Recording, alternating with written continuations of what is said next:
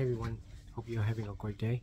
I'm putting this video together because I want to reach out to the people who are interested in renting their Airbnb and also invest in Spain. Here are my 3 top reasons why you should not invest in Airbnb in Spain. Number 1, the taxes. Number 2, the competition. Number 3, the cost of maintenance. Alright, so let's go over to the top 3. In the last 10 years, Spain has become a very, very popular destination for many, not just Europeans, but also Americans and Asians as well. There have been a lot of Americans moving to Spain, trying to either retire or make a living, to be digital nomads, and while they are purchasing the apartments, they only spend part of the year. They can spend those in Airbnb-ing it. As I mentioned before, number 1 is the taxes. It's a flat rate of 25% as a non-resident. It does not include 10% VAT, which is value-added taxes. There is a rule that if you are non-resident, you cannot write off any expenses. So that means 25% on top of the gross, not on top of the net income. Alright, so that's one problem. Number 2, the competition. It is fierce because every year there are more and more companies, not individuals, but companies that are coming in, just like in the US, to buy an entire building and convert them into Airbnb units. So a lot of downtown in Malaga, for example, there are beginning to be a lot of tourist buildings, Airbnb buildings, and not individual living. So in Malaga, for example, many buildings are now Airbnb units.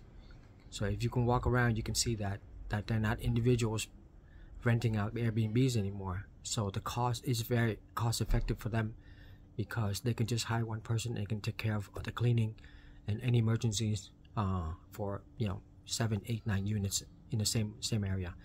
As for me as an individual, I can only have occasionally, I can afford occasional cleaning, so I can hire a person full-time. These companies, for those who are new, who are just coming into the market, you are at a disadvantage because the mortgage that you're getting is quite high, or you're paying at a high price. So your expectation for 10% is much higher than someone who's been around for, let's say like me, who's been around for 8 years. My purchase price was lower, so therefore 10% for me is not that high. Alright, so I have a lot of room to grow, but for someone who's new, this is going to be a problem. And then when you're competing against corporations, okay, they can outmuscle you out of the market very quickly in a short period of time. In the last 7 to 10 years, property prices have almost doubled. My advice is do not invest so you can Airbnb it in Spain. It is very costly. The government is not on your side. The tax scheme is not reasonable.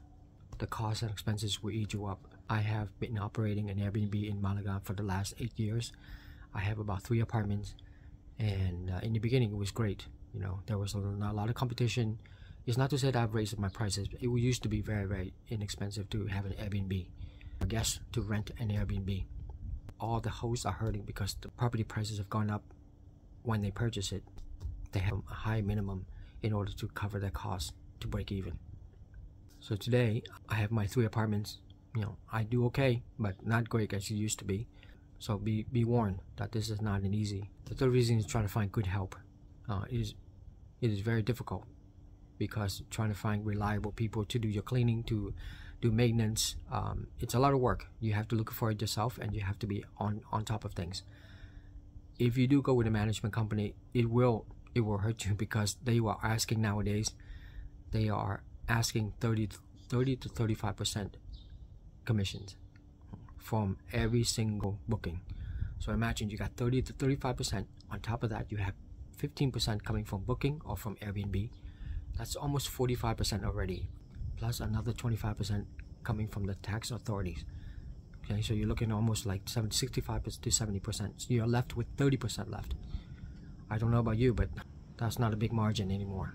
Okay, and of course you have unforeseen expenses. It could be breakage, damage, plumbing problems. I will be posting more of this, so make sure to subscribe. If this topic interests you, or any topic about Spain, please give me a like or subscribe to this channel. See you in my next video.